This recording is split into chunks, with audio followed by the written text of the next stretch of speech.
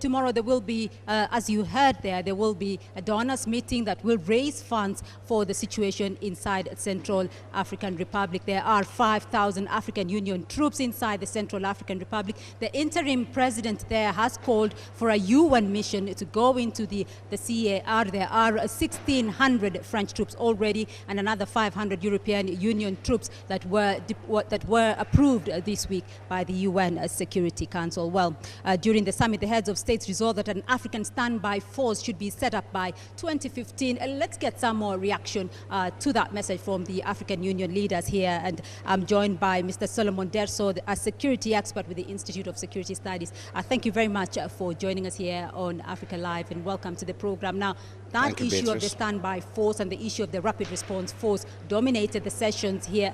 How feasible is that? The African Standby Force concept has been around for a while, since 2003.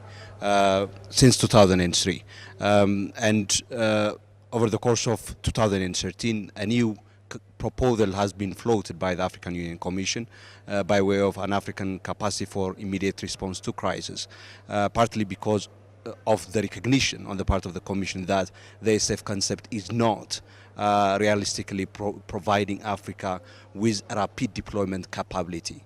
And that recognition itself is a manifestation that the concept as it was originally conceived is not really being realized, and it needs quite a bit of refinement and adjustment. When you look at how many African troops are there inside the CAR, the UN says they need about 10,000 troops. There are 5,000 African Union troops there inside the CAR. I mean, what mechanisms should be followed with the standby force to ensure that it remains sustainable? I think a number of conditions need to be made for a successful African standby force.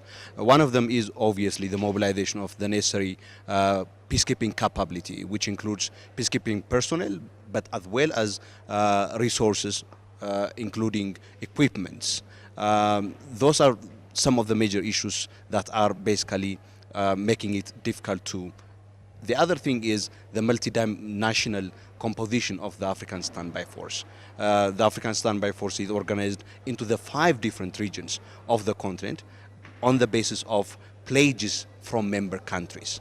All right, that may need to be adjusted by way of, for example, looking at what is the requirement of the peacekeeping requirements of the continent and what are the capabilities that we need for that, and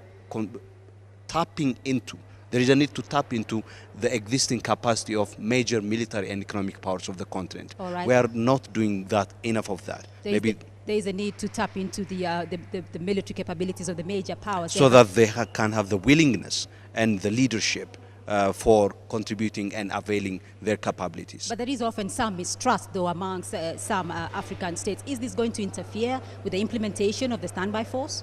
Surely, politics is always the major stumbling block, not just the lack of resources, not just the lack of logistics, for example.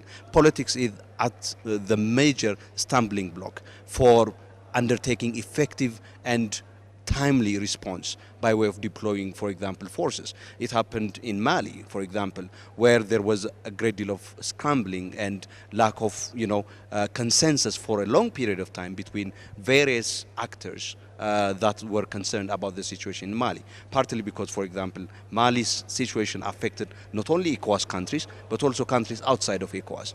ECOWAS wanted to deal with Mali by itself, but the concern of other countries needs to be brought into the fore as well. And the point of mistrust, it is deep in many of our regions. Increasingly, actually, we are witnessing, the proxy war issue, supporting each other's rebel. All those issues need to be addressed. And the issue of, a common African defense policy based on trust needs to be developed. Well, we are going to return there briefly to Solomon Dersso. He's still here with us. Now, Solomon, though, how will Africa succeed with a troop deployment situation where the United Nations has failed in terms of funding and deployment of troops?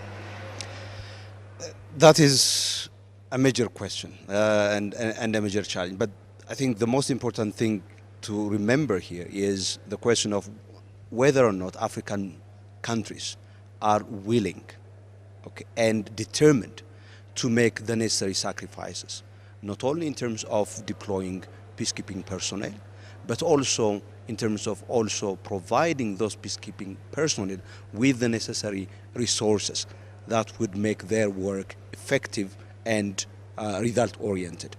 That is a very important question. At the end of the day, this is also a political question. And that depends on, as you pointed out, many things. One of them is, of course, the trust and belief that each member state has on the African Union project and on the need for member states of the African Union to assume ownership of the peace and security agenda of the continent.